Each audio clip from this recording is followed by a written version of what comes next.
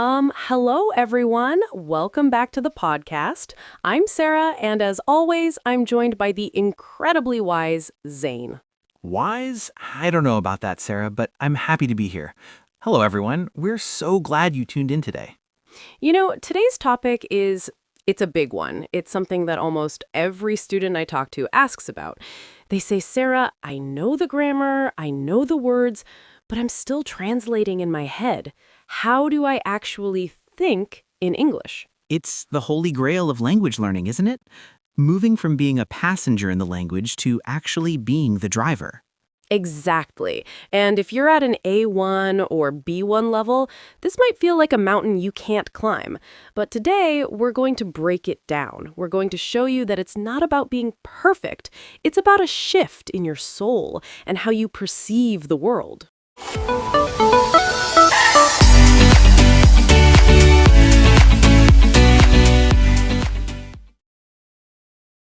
Before we get into the how, I want to share something a bit personal. Sarah, you remember me 4 years ago? I remember a very frustrated Zane who used to carry a massive physical dictionary everywhere. Oh God, that dictionary. It was my security blanket. I remember being at a dinner party with some native speakers. Someone asked me a simple question: what's your favorite childhood memory? A beautiful question. It should have been, but in my head, it was a disaster. I found the memory in my native language, then I started building the English sentence. I was looking for the past tense of swing. Is it swung, swanged? Then I worried about the preposition. By the time I was ready to speak, about 30 seconds later, the conversation had moved on to politics. I just sat there, silent, feeling like a ghost in the room.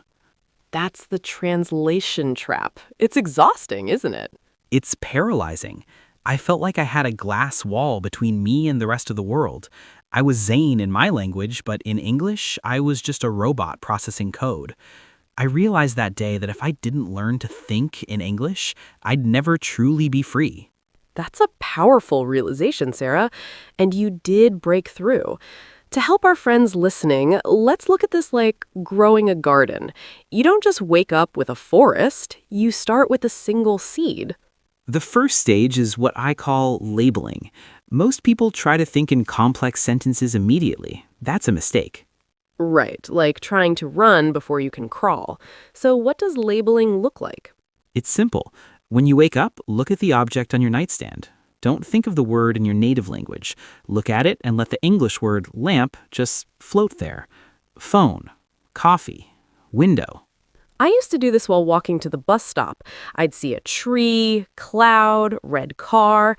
It felt a bit silly at first, like a children's book. But it's vital. You are building a direct neurological bridge between the object and the English word, cutting out the middleman, your native language.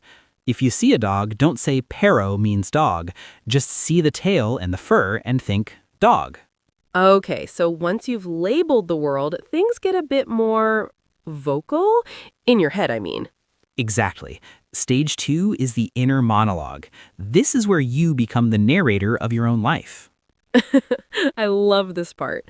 I started doing this while cooking. I'd think, okay, now I'm chopping the onions. Oh, these onions are making me cry. Where is the salt? Precisely. And it doesn't have to be perfect grammar. If you think, I go store now, that's a victory because you thought it in English. You're practicing the rhythm of thought. What if you don't know a word? Like, I'm chopping the purple thing? Use a placeholder. I'm chopping the vegetable. Keep the flow going. The goal isn't accuracy. The goal is momentum. Now, stage 3 is where I had to be brave, killing the dictionary. It sounds violent, doesn't it? But metaphors are like medicine. The dictionary is a crutch. If you use it for every unknown word, your brain stays lazy. It knows it doesn't have to work to understand. So instead of looking it up, I should just guess? Yes, look at the words around it. If I say the sky was gloomy with dark clouds and a cold wind, even if you don't know gloomy, the dark clouds tell you the feeling. You feel the meaning. It's like being a detective. You're looking for clues. When you guess a word and you're right, it sticks in your brain forever because you discovered it. It wasn't given to you by a book. We're going to dive deeper in just a second, but if this is resonating with you, please consider subscribing to StudySpot. And we'd honestly love to hear from you. What is the one word or phrase that always trips you up? What's your biggest translation struggle? Leave a comment below. We read them all, and they really help us shape these episodes. You said something earlier about language being a way to see the world. I've noticed that when I think in English, I actually feel like a slightly different person. Is that crazy? Not at all. There's a famous quote, "To have another language is to possess a second soul." English is very direct. It's a doing language. When you think in English, you might find yourself being more assertive or more curious. I feel more adventurous. Like because the language is new, the world feels new again. That's the beauty of it. Thinking in English isn't a chore you finish. It's a lens you put on. It's a way to step outside of your old habits and see your life with fresh eyes. To our A1 learners, those of you just starting, don't be intimidated. Today, just label 3 things. That's it. 1, 2, 3. That is a massive success. And for our B1 learners, push the boundaries. Try to narrate your entire morning routine in English tomorrow, even the ums and ahs. You can do this. It's a journey, not a race.